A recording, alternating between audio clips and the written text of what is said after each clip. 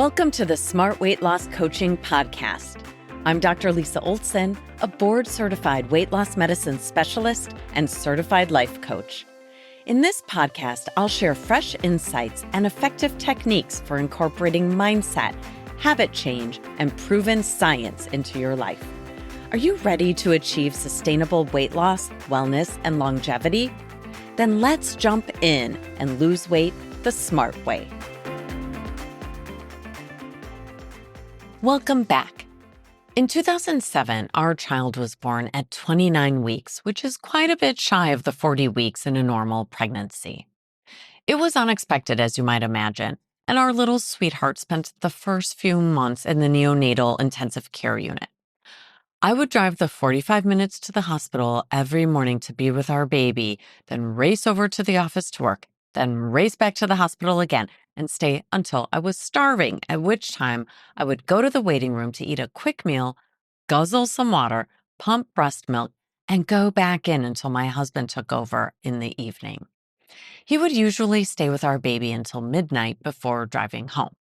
We barely ate, we slept very little, and we were running on fumes for about 3 months. That's considered acute stress. It's like being chased by a lion. The brain responds to this kind of acute stress by changing our hormones to create less interest in food, to decrease appetite, and to mobilize our energy so it can be used to escape a predator, give a speech, or in our case, to pour our energy into taking care of our baby while still working and commuting. At some point between the 6-week and 3-month mark, we start to transition from acute stress to chronic stress. Stress is ubiquitous, and research tells us that women report higher average levels of stress than men.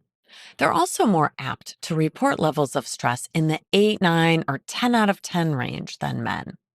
Psychologists note that women report finances, work, family responsibilities, and relationships as their major stressors. Health was also listed as a major stressor for women during the COVID pandemic. According to the American Psychological Association's 2023 Stress in America study, women were more likely than men to say that they could have used more support, which adds another component to their stress. Because women are often working unpaid jobs like taking care of their children, aging parents, and household duties, while also working a paying job, they often spend more time taking care of others than taking care of themselves, and they burn the candle at both ends.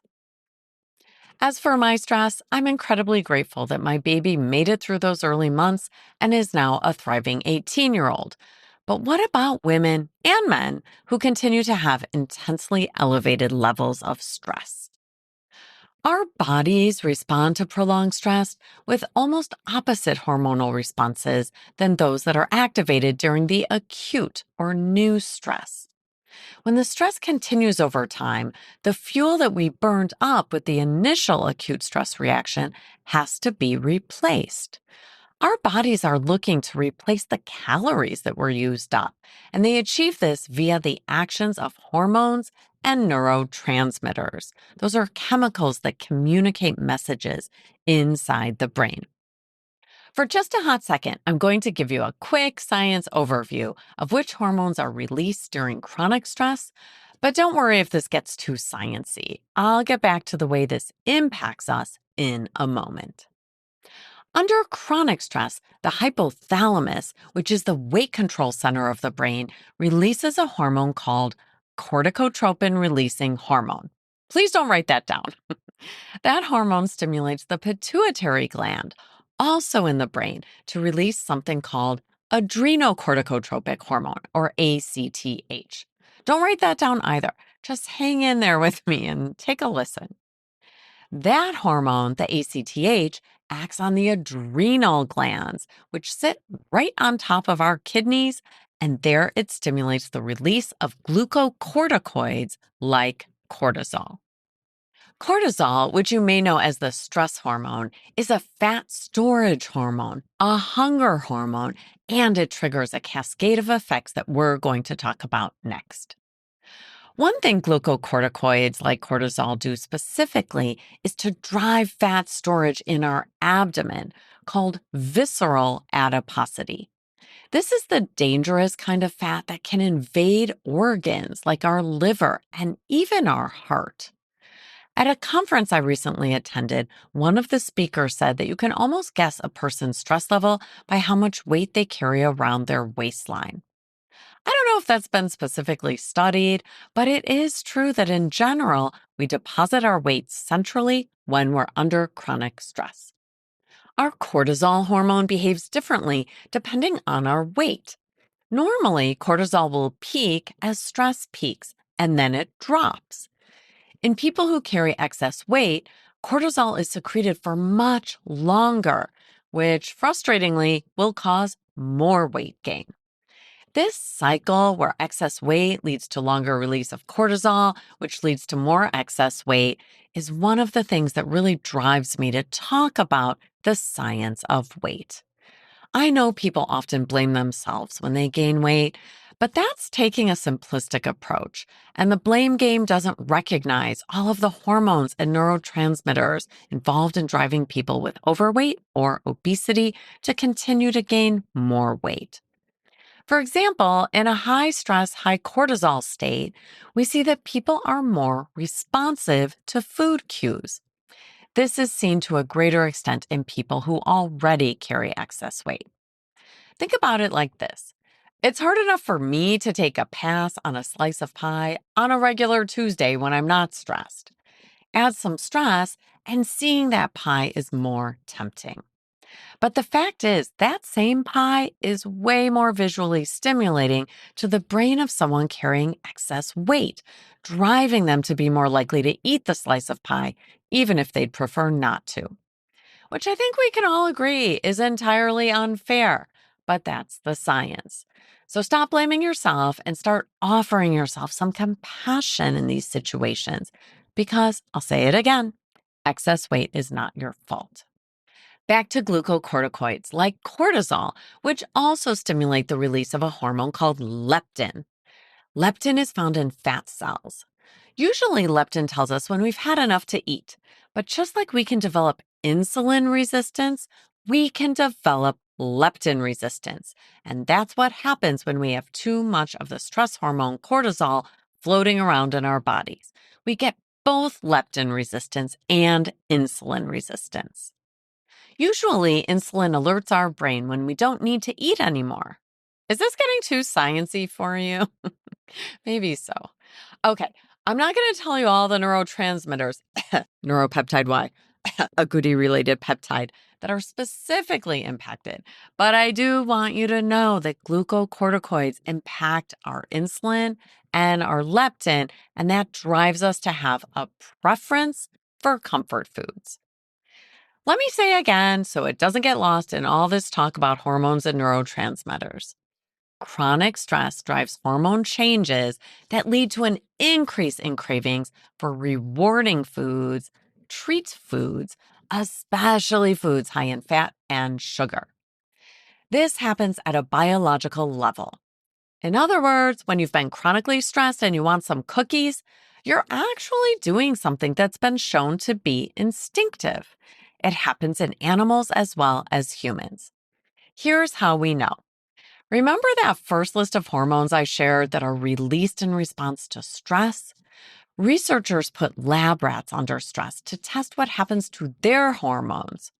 No surprise, their corticotropin hormones, ACTH, and the glucocorticoids all went up. But when these chronically stressed rats were fed fat and sugar, all of these stress hormone levels reduced. Feed stressed rats some Oreos and their stress response goes down.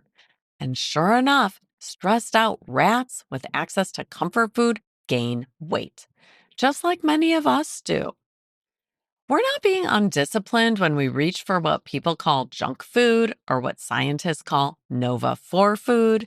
We are acting in our best interest at the time to reduce our stress hormones at the level of the hypothalamus in the brain. If you're chronically stressed and you're eating hyperpalatable Nova 4 junk food, it's not your fault. That's your primitive brain looking for a way to lower your stress response. It makes sense then that stress is a powerful trigger for eating comfort foods. Before I tell you some fascinating new research about ghrelin, our hunger hormone, and its relationship to stress, let's hear a quick word from our sponsor.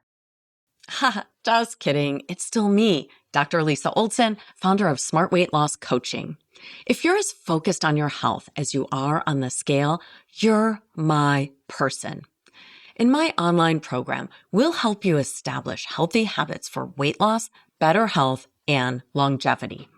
For those of you who have looked at our website before, you'll be excited to see that you no longer have to commit to a 3-month program to join us. If you'd like to learn more about our affordable monthly membership, head over to smartweightlosscoaching.com. And we're back. If you're a longtime listener, you've heard me talk about ghrelin before. It's what we like to call the hunger hormone. But recent research has suggested something new. Perhaps we should be thinking about ghrelin as a stress hormone. It's present when we have a low energy state, meaning we don't have food or we haven't eaten, which is in itself a stressful state. The body responds to the stress of not having eaten by releasing ghrelin from the top of the stomach, and that drives us to eat. Ghrelin also increases the release of cortisol, which you'll remember drives insulin and leptin resistance as well as weight gain. Ghrelin releases growth hormone at a time in life when we neither need nor want to be growing, at least not physically. In one fascinating study I read, ghrelin increased in response to both stress and food cues, but that increase was significantly amplified in overweight when compared to lean subjects. So if you're carrying extra weight already and you're faced with some hyperpalatable food and a lot of stress, your ghrelin level will go higher than it will in someone who is lean. You can see how that results in a vicious weight gain cycle. This is similar to what I mentioned earlier about visual food cues being more compelling for people who carry excess weight. They don't have a problem with willpower. They have a neurobiological response to their weight, which tends to drive it up further over time. I hope you're not feeling hopeless hearing all about the weight gain response to stress, because you know I wouldn't be here talking about it if the situation was hopeless. Knowing which hormones are involved in chronic stress-related weight gain means there is pharmaceutical research going on to target stress hormones like ghrelin and to interrupt these circuits. Our highly effective GLP-1 agonists and other medications can be game changers for people who have been unable to lose weight without meds.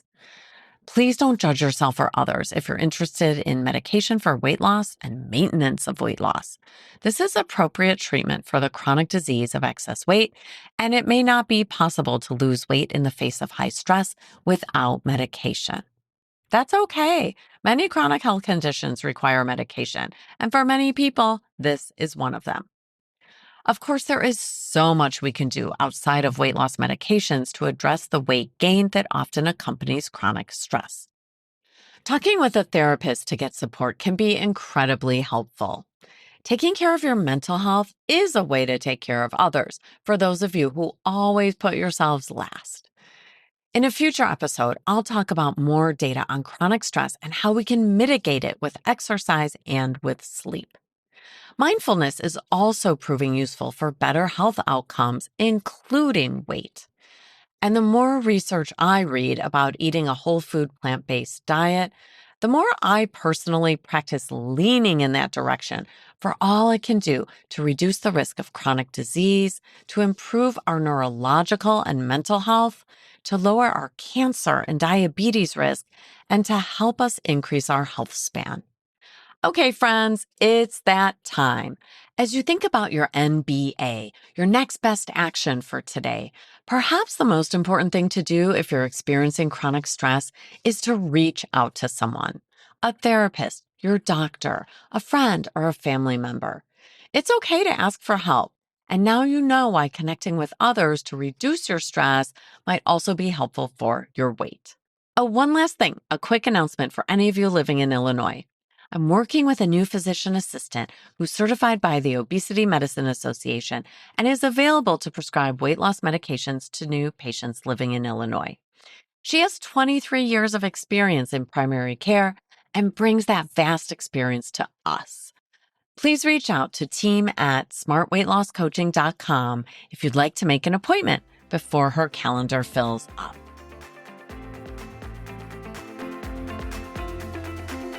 Thanks so much for listening. If you'd like more support during your smart weight loss journey, check out our group coaching program at smartweightlosscoaching.com. Until next time, stay well and stay smart.